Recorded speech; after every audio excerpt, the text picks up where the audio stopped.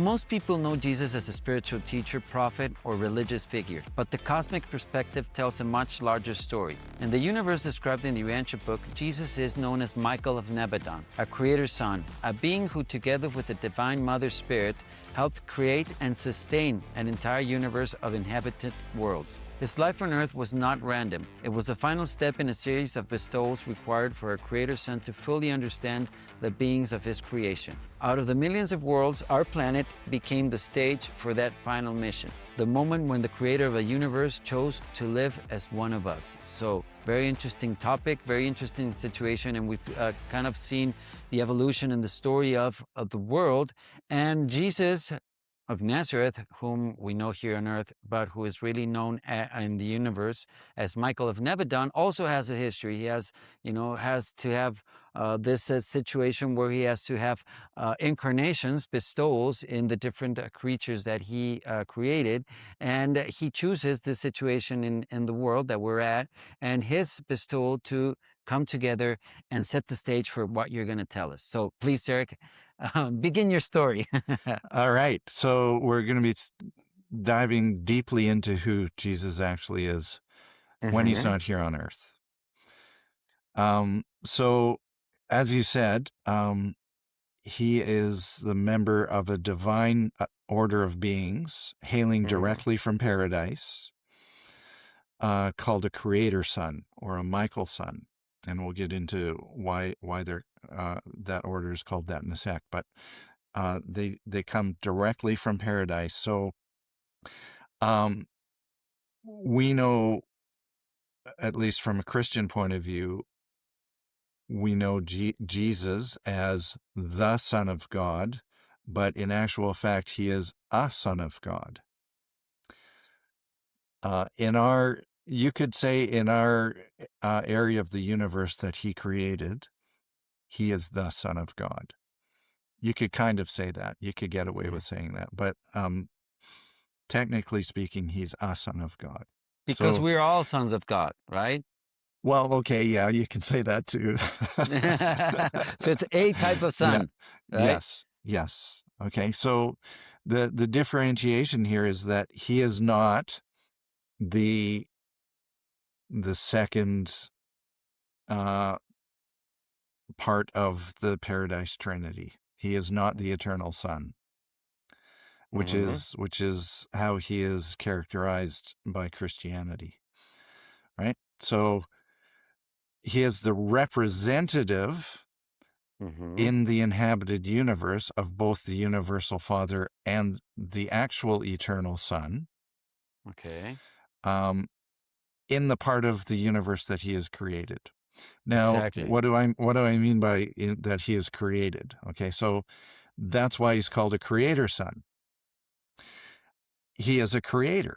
So each creator son goes out into the universe with his consort and partner. You mentioned that already. This is Divine Mother Spirit. Okay, and the Divine Mother Spirit is the representative of the infinite Spirit. So which is the third person the of Paradise Trinity, right? Universal Father, Eternal Son, Infinite Spirit. Okay? Yes. So creator sons represent the Father and the Son, and the Mother Spirits represent the Infinite Spirit. Okay? Awesome. So these two beings, this incredibly, they're a partnership. But it's so much more than a partnership, right? Yeah. They go out and they find a region of space. It's kind of like a predetermined, by other beings. They have their lot in the universe, as you would get your lot. They have a lot. Yeah, get a lot, right? Yeah, where they can build a house. Exactly. But they actually settle down and they go about creating that part of the universe. Like we're talking all of the stars and all of that, and they get all of that going, and their goal is to create an eventual to create and sustain enough stars and star systems to have upwards of 10 million inhabited worlds, an eventual total of 10 million inhabited worlds with people like us. Okay. Okay? Uh, there are in this divine order 700,000 creator sons Okay. who have gone out into the inhabited universe, and there are 700,000 areas in the inhabited universe that each of And let me these make sons. Yeah, a go side ahead. note so we can Yep, understand. You have yep, paradise, which is the central universe. That's where God yes, resides. That's yep, where everything is perfect. That's created in perfection. So yep, these beings come from this Isle of Paradise, from this central universe, yep, into the larger universe, what I call the universe of time and space, which are imperfect, and that's why they're imperfect because we're part of that's this, where we are. and Yep, we're going from potential to actual. We're part of this evolution, and we're co-creating. So yeah, yeah, go ahead, yeah. continue, Derek. That's actually a really awesome story in itself, the whole universe as a time and space and all of that. Oh Yeah. yeah, I'll just a lot of people ask the question, why didn't God create us perfect? And the answer to that really quickly is, well, he's already done that. He created a whole universe of perfect beings. We're not part of that. We're part of the other, another whole different experiment exactly. where we are created in potential perfect, but it Depends on us. It's our well, choice to be perfect or to evolve, no, right? we're perfect except for the imposition of time. Exactly, So exactly. time for us and experience are necessary for us to get to that eventual Perfection. level of perfection for us. Exactly. That's our adventure. Um, there's already been the adventure of being perfect in the central universe. So that's a Exactly. good This is way to I love encapsulate that. that. I love Yeah, that because yeah, and that's what time is. And sometimes we view time as this we clock it, right? But those are just mechanisms that we measure time. But really, time is just this potential to actual, what is yeah, there, and we're in the decisions in the everyday moments that we're participating in the experience, as you said. We're becoming part of that perfection or going towards perfection of these universes, right? right, Awesome, awesome. exactly. So Yeah. tell us more, So Derek, please. yeah, so there's 700,000 of these creator suns spread out all over the universe level of time and space. And they are cooperatively, making all of the star systems and creating all of the planets and all of that evolutionarily. And the goal is to have in each one of these areas controlled by a specific creator sun and mother spirit. There's 10 million inhabited worlds. That's the goal of each one of these areas that they create and administer to. Mm-hmm. Okay, so there's other levels of organization above that, but that's a little bit beyond what we're talking about today. Yeah, yeah. So, as you also mentioned, as part of them creating this area, it's called a local universe. Mm-hmm. Um, they can't just sort of sit there and go, okay, I am the total sovereign of this, Yeah. and we're done. Um, the Paradise Trinity, the Paradise existential deities in Paradise, require of each creator son Mm-hmm.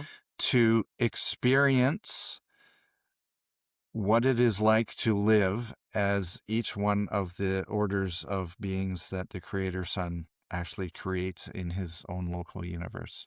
So we're talking about, we've already spoken about Melchizedek's. We Okay. talked about Adam and Eve, who are material sons and daughters. We haven't talked too much about angels, but angels are definitely in there, like Archangels as well. archangels and Yeah. seraphim and cherubim. There's tons of different orders of angels. Um, we've got the administrative order of divine beings, which is Lenon and Dex, and that's who Caligastia and Lucifer are. So That's another Type order of of being being. that Yeah. that he's created. And there's also another who are actually the Most Highs. So Melchizedek was saying, I am a priest of the Most Highs. He was talking about another order of divine beings who are above the Lenon index, and they're called Mm-hmm. Verondideks, and they Okay. they actually administer to a much larger portions of the local universe. I think that's all we need to say Yeah, like about their them for now. jurisdiction, Yeah, if we're looking at, and this is yeah, interesting because the models that we have on Earth, we see it in the models of the universe. It kind of starts to replicate, but we can see that they're more like of a federal level, and yeah, yeah. and the others are more of a like of a state level, right? Yes, excellent example. All right, Yeah, good. absolutely. Yeah, yeah. So, but they are actually, in the Bible, it talks about, the Most High's rule in the kingdoms of men.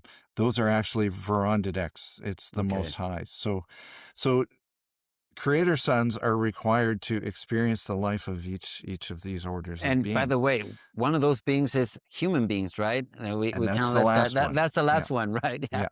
So there's seven orders of beings that he actually these creator sons have to experience, and there's a career that they go through where they bestow themselves, going down the ladder, so to speak, right? Yeah, Until yeah. the very, very last one that they experience is the most fraught with danger, I guess, in a way, because they're not just incarnated as an angel or one of these divinely created beings. They're Non-material beings, let's say, no, call 'em. they are born as babies. In this case, in the And then human they have to be experience. reared, and they have to go through the whole human experience from being born as babies and raised as kids all the way through, adulthood, and then they have to eventually die. And that's part of the experience that is required of these creator sons before they can become full sovereigns of their own creations. And at such point, they become what's called a master son rather than a creator son. But that's just terminology, right? Yeah. So they But have yeah, now the full sovereignty of their creation, and this is that's right. really love this because it sets the moral stage for everything else.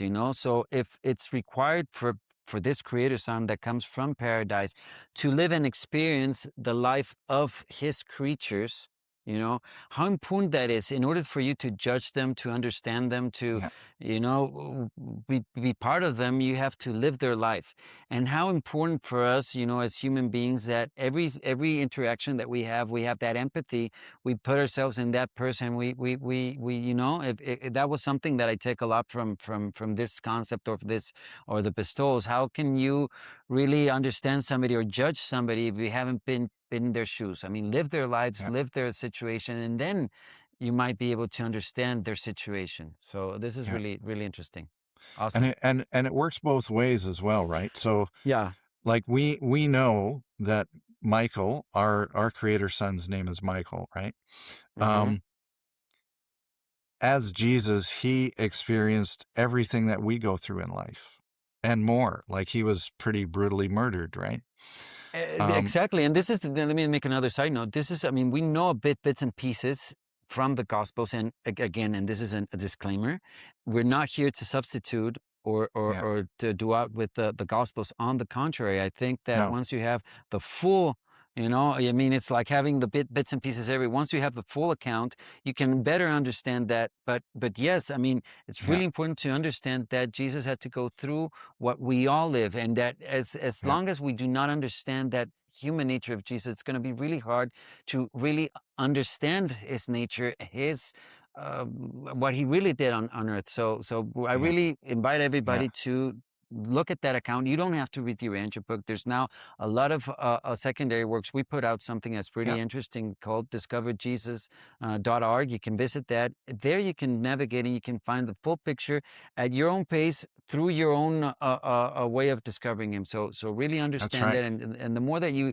see these we have another UB podcast that also talks about his life. So there is very practical ways of getting to know Jesus in Yeah, his full life. So yeah. just an announcement and disclaimer, and go ahead, continue, please, No, Derek. that's really important. So, that's the thing. Like, not only does he intimately understand us because he's lived as one of us, but Mm-hmm. we know that he understands us.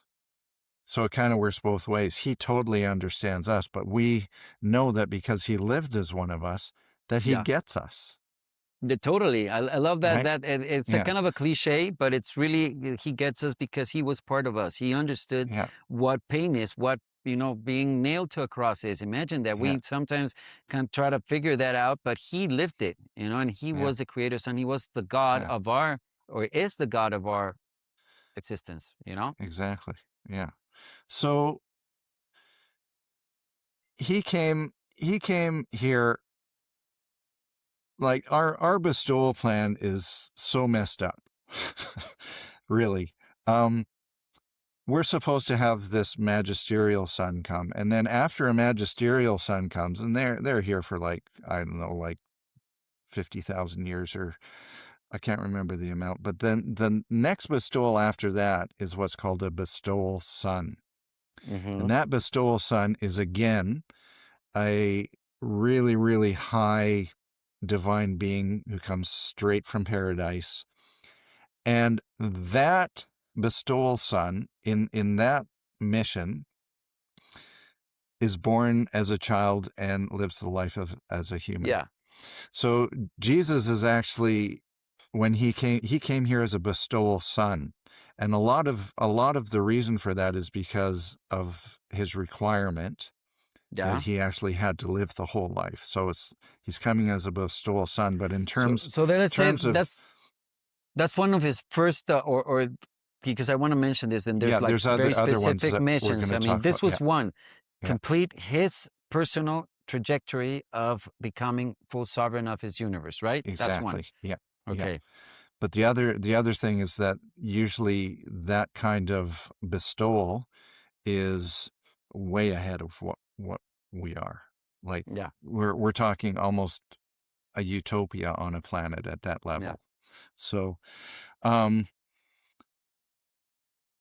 the other thing that needs to be mentioned is that as the creator son who has to do this, he bestows himself as a mortal on a planet.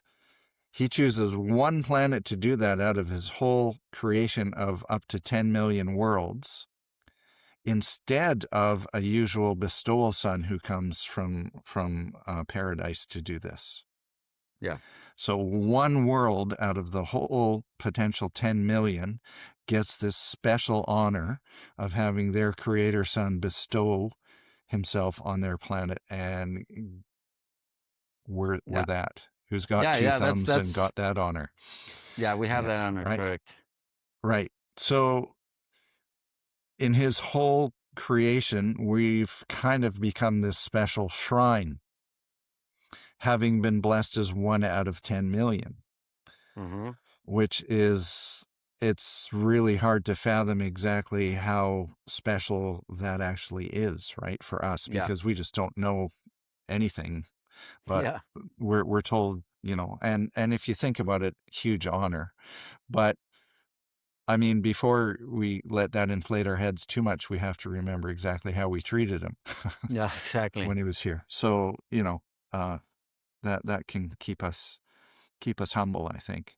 So the Yeah. last thing that we have to differentiate, with with Michael as a creator son and who he actually is, Jesus, he is not the archangel Michael. So Okay. a lot of people, when they hear the name Michael, they automatically equate that with the archangel Michael, and that's not who we're talking about here when we say Michael. Um, I'm only speculating here, but the archangel who calls the resurrection is called the archangel of Michael. Mm-hmm. And I think that could possibly be a source of conflation and confusion down through the centuries, where it's not a leap of logic in my mind, at least, to go from an archangel of Michael just True. to Yeah. Archangel Michael, right? Yeah. But basically, what we're trying to get out of this is that they're not the same. There is no Okay. Archangel Michael. It's Michael, our Creator Son, who is the representative of the Father and the Son directly from paradise, who is our creative father brother. Got it. And Okay. he's our creative father because he created all of this area of the universe that we live in, and he's our brother because he lived with us as Jesus. Exactly. Okay. Exactly. So what was his mission when he came here? Yeah. So we talked about his seventh and final bestowal as one of us in order Mm-hmm. to claim his full sovereignty over his creation. And that elevated his status from being a creator son, Mm-hmm. as we've talked about that term. And now he's a master son because he's completed all of his required bestowals. Okay. So this bestowal served a dual purpose. It revealed God to man. That's one of the things he came to do, is a greater revelation of God to us, Okay. as all of the major dispensational bestowals are supposed to do. It's this idea that we've been talking about. It's blowing up the balloon, right? Mm-hmm. Mm-hmm. And so you start small. Okay, this is a God that you can understand. And as you grow and your capacity to understand grows, you blow up the balloon and you reveal a Yeah. little bit more of God. And so this Yeah. is again what's going on here. So he's revealing God to man through Jesus' example and teachings. And this is where you get the shift of the Old Testament idea of God, who's this vengeful and jealous God, to the New Testament God of love, right? Yeah. But Exactly. the other purpose that a lot of people don't recognize is that at the same time, it also revealed man to God.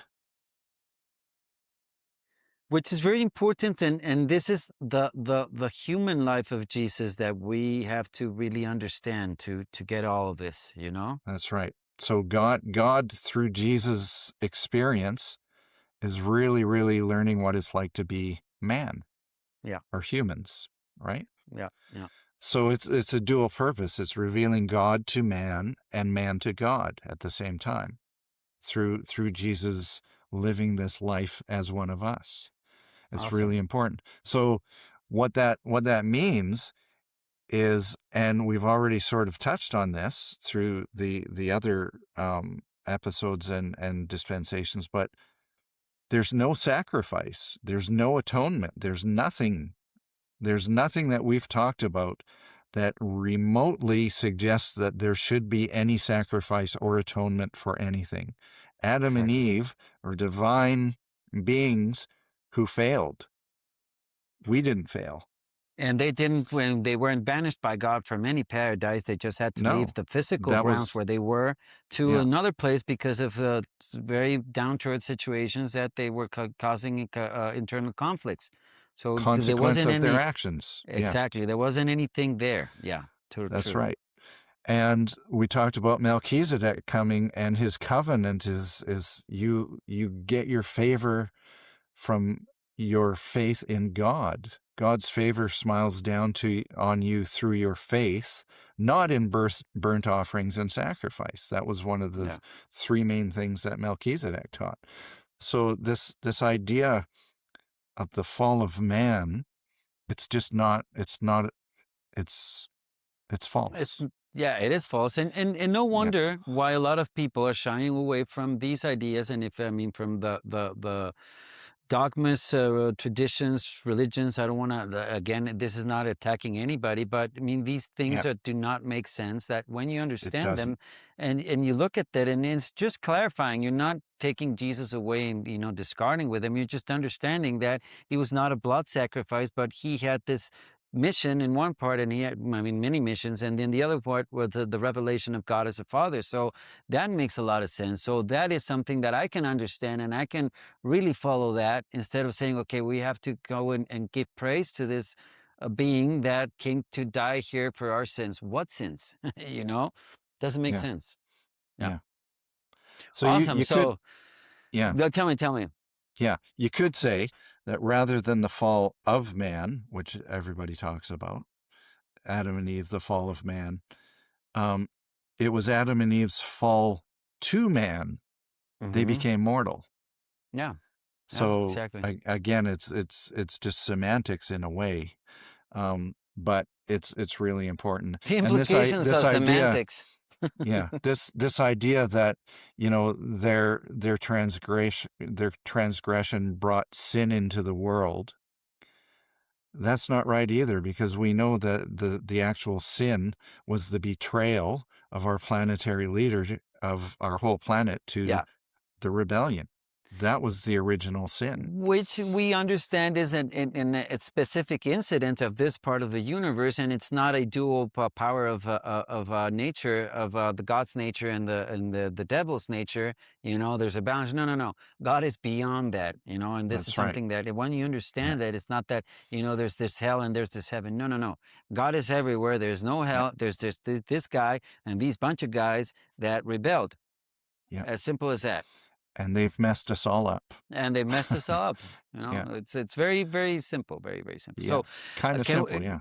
yeah. So So can we stop there, or anything before we go to our next segment, which is what Jesus no, did? there's So, a bit more, if that's all okay. right, Yeah, yeah. okay. So no problem. So the purposes of his mission, right? So we're revealing God to man and man to God.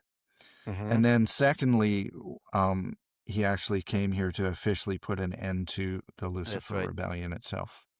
Yeah. So the thing that really makes that really powerful is that he didn't put an end to the Lucifer rebellion as Michael, the ruler and creator of our local universe. He did it as Jesus, a mortal who is the lowest on the ladder of beings created in Awesome. our universe, who have the ability to connect to spirit, right? Yeah. Yeah. So as a lowly mortal, he was able to put an end to the Lucifer He rebellion. And confronted this being, that's as right. the Yeah, simplest or more fragile of all the creatures that he could have been. Right. that's right. So that was accomplished during what's recorded in the Bible as the 40 days and the temptation. Yeah. That's a not a very accurate record of what actually happened, but Good enough. Lucifer was there, and all of the main actors in the rebellion were there and made visible to him, and he said no. As a mortal, he defeated them, Yeah. and Yeah. finally and officially put an end to it. So that was the second reason he came. And the third reason he came was to fulfill the duties of this advanced dispensational bestowal, the bestowal son bestowal, and giving our planet another bestowed son of God, right? And Yeah. a bestowal son, as we said, is always born as a mortal, and living life, a full life divine as a divine mortal, is the mission of a bestowal son, not a magisterial son, who we talked about before. So we kind of skipped over that. There are benefits to There are things that we've got now that we wouldn't have had if it had been a magisterial mission. And I think it's important to talk about those really quick before we go Okay. into the next segment. Sure. Sure. Sure. Um, it's not until a bestowal son comes, and that's way down the line here, that there is an universal outpouring of thought adjusters to every individual person on the planet. Okay. Until This that is time, important. and we haven't really talked about thought adjusters. Thought adjusters are better thought of as divine fragments of the universal Father who indwell each one of us. It's the divine within, right? It's the divine within. That's exactly what it is. Yeah. And the universal outpouring and indwelling of these divine fragments doesn't actually happen until a bestowal son comes, finishes his bestowal, and then, like happened on Pentecost, there's also an outpouring of the Spirit of truth, which is basically the spirit of that bestowal son outpoured onto the whole earth. And that's what Jesus did. So the Spirit of truth on our planet is the Spirit of Jesus himself Very important. that Good can that you touch and pointed out. communicate. Exactly. And because of the presence of that Spirit of truth, that allows all of the divine fragments to come and indwell each of us. So on our planet, right now, it's usually in between 5 and 6 years old that a divine fragment comes and indwells a person. Very important. And this is, I think, we're, Yeah. we're of course, I mean, we're going to be here for the long run, and we're going to have to talk about the thought adjuster and all this process because it's very interesting and Yeah. something, the other day I had a conversation with I mean, Elena from here from Spain, and she's a doctor, and we talked about the mind and how important it is to understand the mind, and that there's a component beyond just the physical that is really a spiritual circuit. That's why it's so elusive to a lot of the researchers. That why can't we really neck on what the mind is? Because we can't understand that spiritual element that is in there. So this is Yeah. really important that we understand Yeah. all this, and that way we understand better what's happening to us. I mean, how do you know that you have a stomach ache or a toothache or a headache if you don't know what's happening? Once you know about what's happening inside of you, then you know if you take this medicine, if you do this exercise, if you do that, things are set. And it's spiritually the same thing. If you do not understand what is happening within your world, then it distorted. And here in the story of Jesus, if just by clearing the slate and putting things, in the right place of, it wasn't a sacrifice, but rather he had peace missions, and how different that is, Yeah. how it's completely different. So I think we're Yeah. done in this So part. We're going to the next one part, last thing. One all last right, thing. good. Yeah. So I think it's also really important when we look at Jesus and the things, even in the Bible, that has been recorded that he said and talked about. We have to remember that even though he bestowed himself here on our planet, he was bestowing himself and teaching and talking for his whole universe. Yeah. So We're this stage, but the audience is the entire universe he created. exactly. True. So it's also for the millions of other worlds and celestial beings who the whole time he was here had their eyes glued on this planet and us and everything that was We were going the on. reality show of the moment, Yeah, right?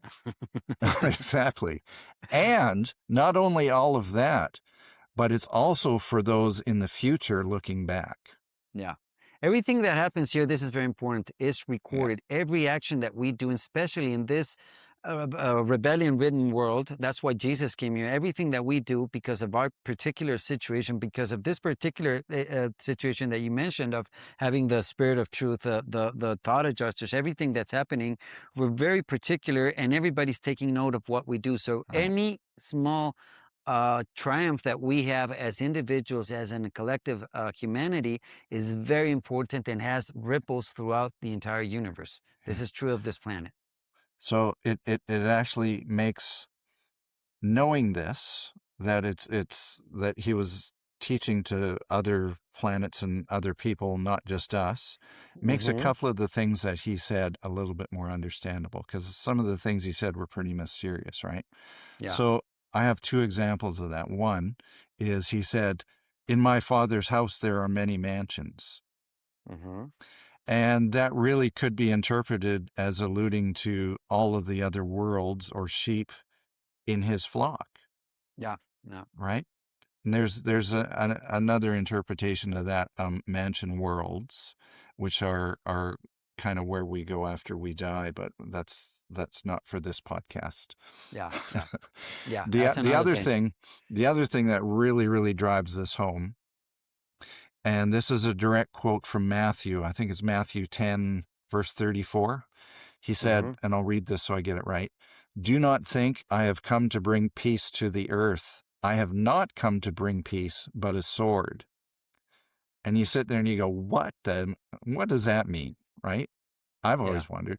On a normal world, the mission of a bestowal son at that level, like we've already talked, it's skipped, right? It's almost a Yeah. utopia, right? A It's more bestowal peaceful. son, a bestowal comes to inaugurate basically the era of world peace and brotherhood of mankind. That's what they usually come to do. Jesus here is acknowledging that his arrival and bestowal is not going to bring this peace that usually comes with a bestowal son. It gets worse. After he says that, he says, "For I have come to set a man against his father, and a daughter against her mother, and a daughter-in-law against her mother-in-law." And, I get the in-law stuff. But Yeah, yeah. but he was obviously like very clearly saying that this was not going to end like a normal bestowal son mission. And I guess it's my opinion that statements like these, if you sort of step back and see it in this bigger sort of perspective of he's saying this isn't going to be like a bestowal son mission. There's going to be a lot of fighting and discord because of the things that I'm saying, which are probably a little bit too early for the people on this planet. But I'm here because they get the thought adjusters and they get the spirit of truth now when they really, really, really need something. Yeah. And that's I think a good place to land at the end of this segment. Awesome. I mean, it's really, I think we covered up what really who Jesus is and what he does here. So stick around. Now we're going to see what his life and how it changed everything. On the Divine Within podcast, we'll share real conversations to help you find a personal connection with God. My goal is to support your faith, growth, and journey toward discovering the divine within yourself. Join us to deepen your faith and spiritual journey.